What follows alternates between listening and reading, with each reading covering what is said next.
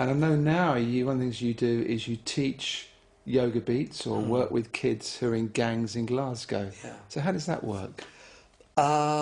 Well, when I came out of a war, I came to England, and I made I said, I looked at this guy and said, is there anybody up there, please get me out of this, And of course I got out of this. And I made the promise that I would not do anything but teach yoga, that I would actually not be a dilettante. Okay, so yeah. It was my devotion. Yeah. So since '95, I've only taught yoga. I've lived, and it's been tough at times, but it's always been my greatest joy. It's my passion, and I taught the way I felt. It's my truth. I came out with this type of yoga, and I want to teach this. And I was a heretic in the world of yoga. I was the bad boy of yoga for years, and traditional yogis would not come to my classes, so they would. I had them blocking my classes. It got You upset the yoga establishment, I would imagine. Yeah, I mean, there was a statement.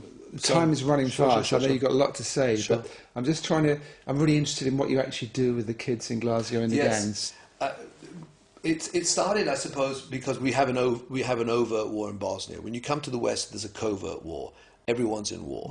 Division. Yeah. So it's the same paradigm for me.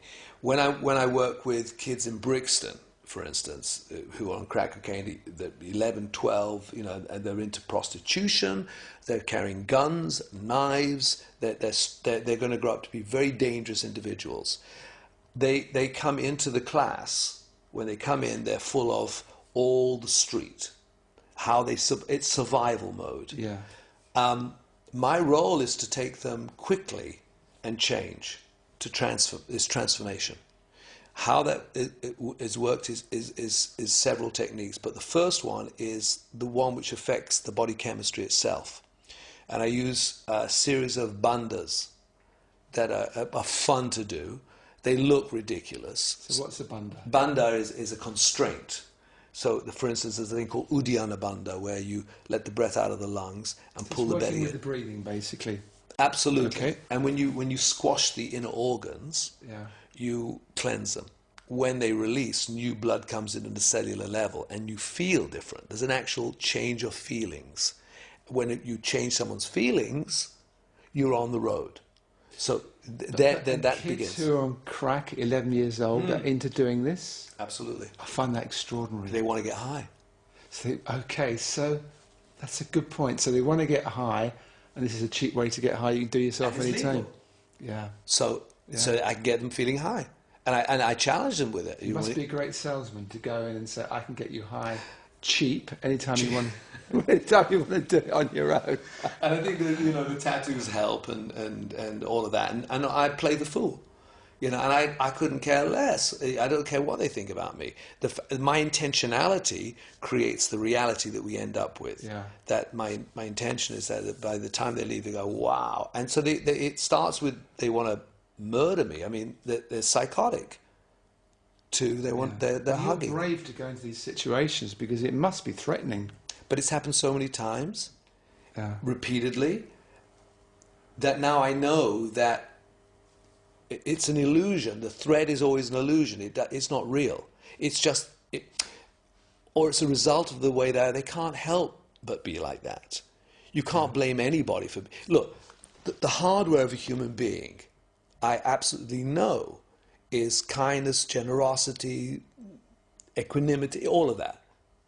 It's a software. We get programmed. Okay. So it's just changing the software. I understand completely, yeah. That's it. Yeah, absolutely. So once you get past that level... So goodness is there, intelligence is there, Always. Balance is there, and you're helping them to access that, and they've got, over the top of it, they've got all kind of programs which are, at the very least, unhelpful, and the worst case is very destructive. Sure.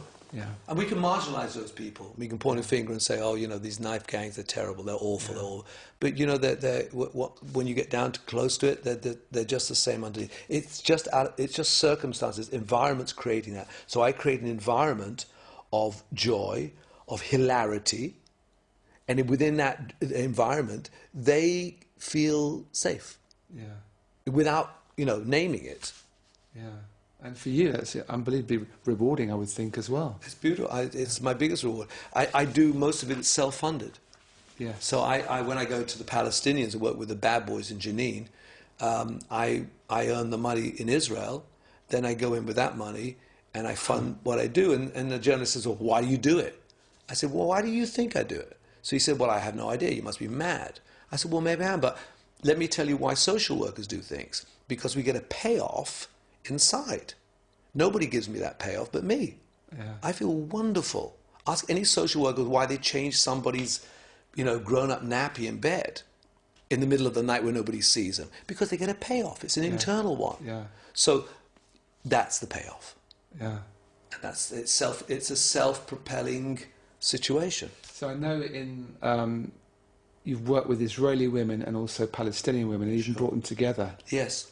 Which must be quite an experience. That was one of the highlights of my entire life. It was in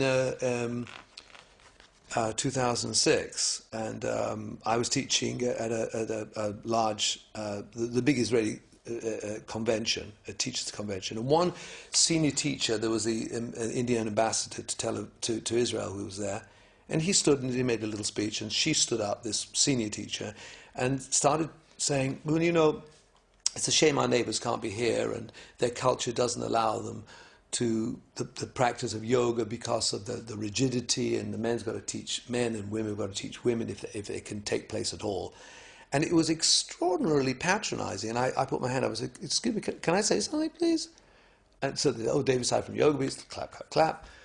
I said, I've just come back from Jericho, and I taught 18 Palestinian women in front of the mosque on the lawn while the imam is calling the faithful for prayer. Yeah. I had Egyptian breakbeats on the boogie box, and they were rolling back with their legs up in the air, screaming, laughing. Yeah. I said, I thought I'd be shish kebab, but there was no problem. Yeah. I said, the problem is with you.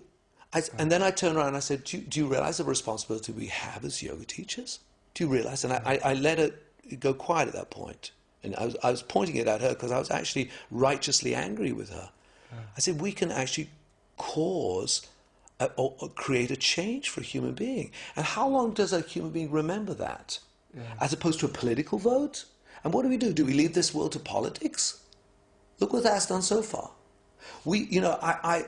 My vision in my lifetime is that yoga is seen as a transformational tool, not just a middle-class indulgence.